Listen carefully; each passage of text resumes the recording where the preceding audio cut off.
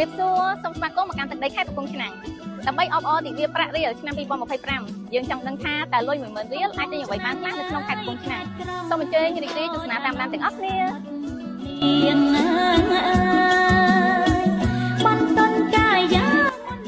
ឥឡូវនេះខ្ញុំបានមកដល់ផ្សារលើនៃទឹកដីខេត្តកំពង់ឆ្នាំងនៅទីនេះដែរមានបន្លែផ្សេងៗដែលដាំដុះដោយប្រជាកសិករខ្មែរយើងដែលយកមកលក់នៅទីនេះហើយនៅទីនេះទៀតមានសម្ភារៈប្រើប្រាស់ផ្សេងៗដែលបងមានតម្រូវការអាចទិញនៅទីនេះបានតោះចង់ដឹងថាមានអីខ្លះទៅតាមដានជាមួយខ្ញុំទាំងអស់គ្នា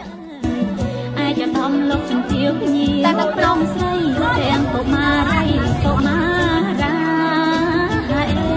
ឥឡូវយើងបានមកដល់កន្លែងលក់បន្លែធម្មជាតិដែលនៅក្នុងផ្សារកំពង់ឆ្នាំងហើយឥឡូវយើងទៅទិញទាំងអស់គ្នាណា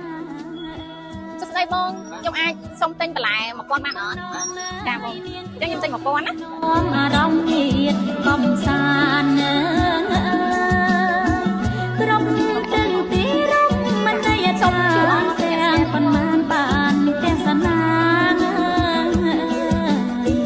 រមណីលោកតាដំបងតែរមន្ទីខេត្តសួនកុមារវិមានឯករាជ្យបងអស់ម៉ាន1500បងខ្ញុំសុំ QR មកកំព្រីហាអេមុនដុលចិញ្ចឹមកុមារកំព្រីអូនបងទិញត្រី3000លក់អត់អូនហ្នឹងហើយបើកាត់ឲ្យបង3000អើយនិយាយទេឯបទន្លេក្បែរផ្សារក្រោមរំមនីឋានបាក់ធំល្មមទៅសាចរជុំចោមកំសាន្តអញ្ចឹងខ្ញុំមកដល់កន្លែងលក់បង្គាហើយខ្ញុំនៅសល់លុយ4500អញ្ចឹងខ្ញុំដក1500ដើម្បីទិញបង្គា3គ្រាប់ដើម្បីជៀនជាមួយនឹងស្អប់បងបង្គា3គ្រាប់ម៉ែបង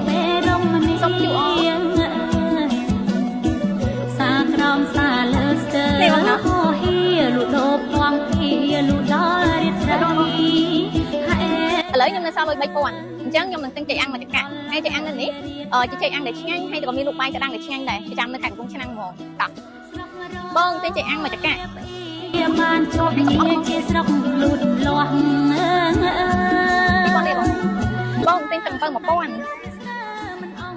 សំពួងហើយថ្មីអញ្ចឹងសម្រាប់1000ហ្នឹងគឺយើងទិញសំពៅហើយអញ្ចឹងសម្រាប់លុយ10000រៀលខ្ញុំអាចទិញបានស្ងោរជូរត្រី